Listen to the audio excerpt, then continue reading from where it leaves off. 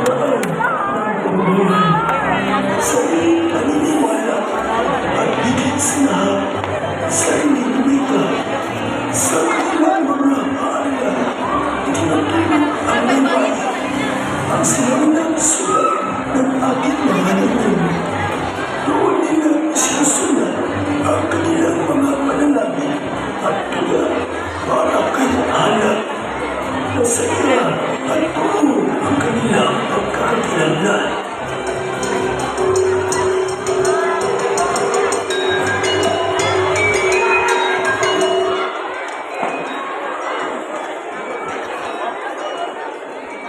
Tutoy.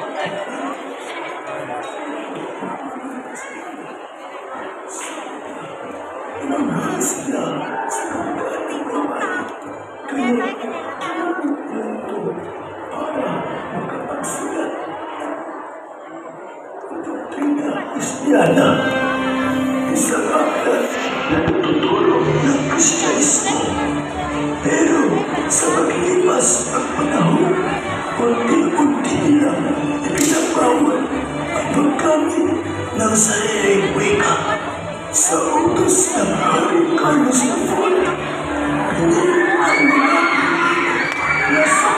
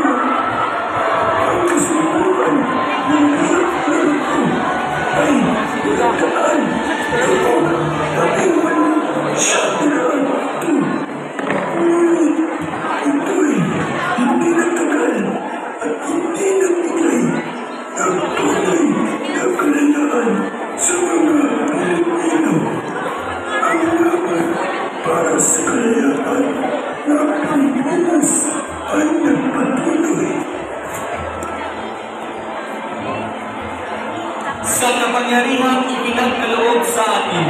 Itiniglara ko sa pamamagitan ng sanligang batas ng Biak na Bato na ang wikang Tagalog ang magiging opisyal na wika ng Pilipinas. Mapait na kanyang sinabi, ngunit dahil sa kanyang sakripisyo, lalo pa ng araw ang damdamin makabayan ng mga Pilipino. Sa kanilang panig, nabalitaan ng mga Amerikano na unti-unti na umalis ang mga Kastila sa Pilipinas.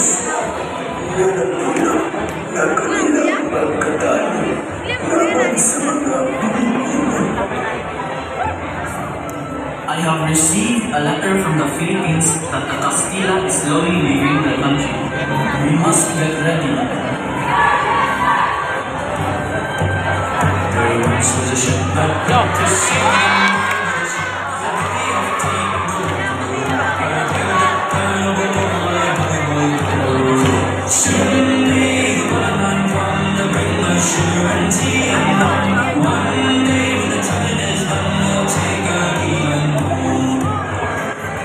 Greetings, my friend.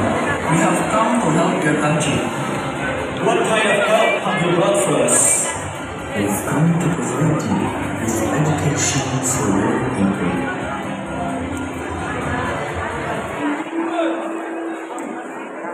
Everyone, I am here to teach you the English language. Repeat after me. Say, I am. I am A Filipino citizen. a Filipino citizen. What we are doing right now is called teaching. Teaching. Tama na. Bawal po namin gamitin ang sarili naming wika. How dare you use your own language?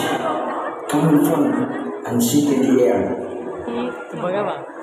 Hindi pumayag ang mga Pilipino na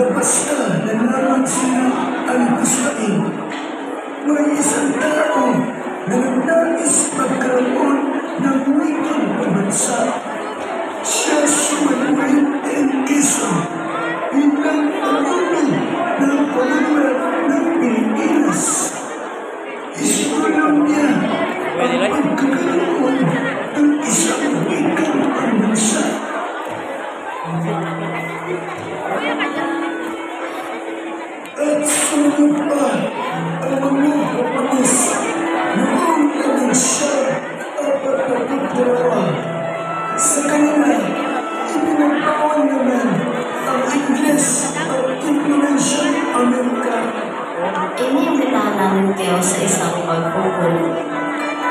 Sana ay pumunta kayo.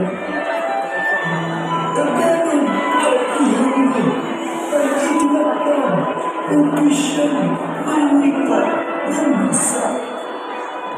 You may all now use your culture's language.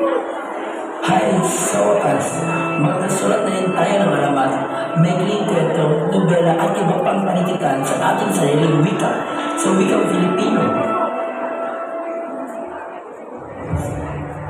Ang mga kahigit-higit na gawa ng mga hipon at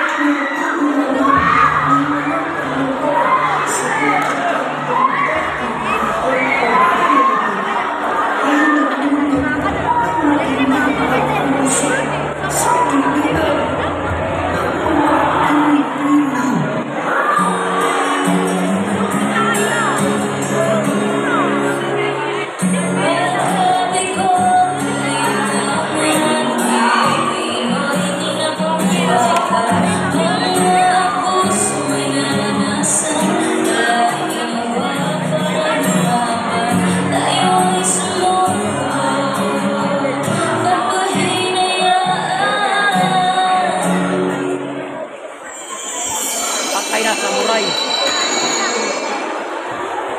Kawawa naman sila, Lolo.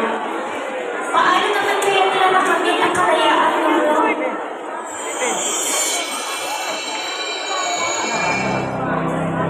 tumating ang taon na muli tayo magiging masaya. Ngunit sa panahon ito, ang ating wika at kultura ay nahalupan ng banyaga. Naging natural na ang paggamit ng salitang Espanyol at Ingles sa ating pang-araw-araw na usapan. Sa paglipas ng panahon, nagbago rin ang pangalan ng ating pambansang wika.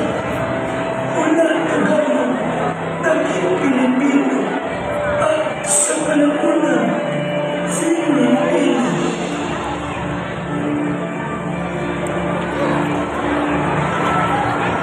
Kumusta guys? Welcome back to my channel.